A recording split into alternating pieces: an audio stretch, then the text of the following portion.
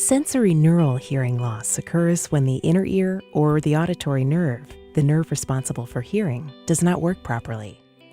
This type of hearing loss is considered permanent. Let's take a closer look at sensorineural hearing loss in this video.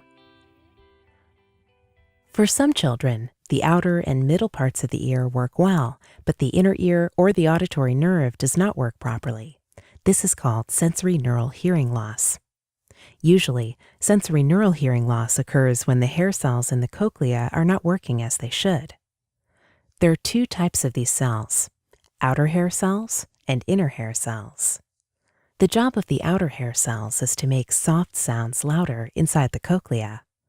The job of the inner hair cells is to convert the movement of fluid in the cochlea into electrical signals, which are then sent along the auditory nerve to the brain.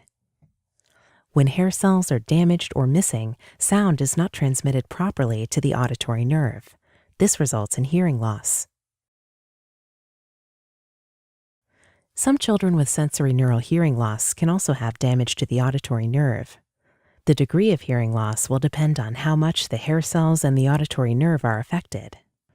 To give you an idea of what speech might sound like if your child has sensorineural hearing loss, we have prepared a hearing loss simulation. You will hear a sentence repeated 4 times. The first sentence is an example of how speech may sound for a child with severe to profound sensorineural hearing loss. The next 2 are examples of moderate and mild sensorineural hearing loss. The last sentence will sound as it does for someone with typical hearing.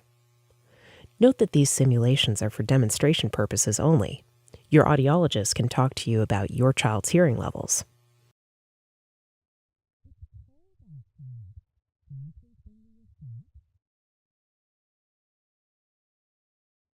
It's cold outside.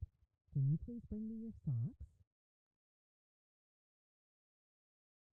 It's cold outside. Can you please bring me your socks? It's cold outside. Can you please bring me your socks?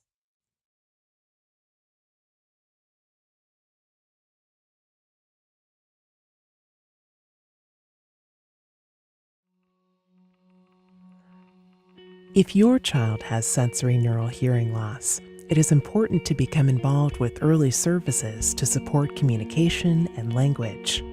Your healthcare team is available to support and guide you every step of the way. Parents tell us it is also very helpful to talk to other parents of children who are deaf or hard of hearing and to meet adults who have grown up deaf or hard of hearing. Your audiologist and early intervention team can help you make these connections.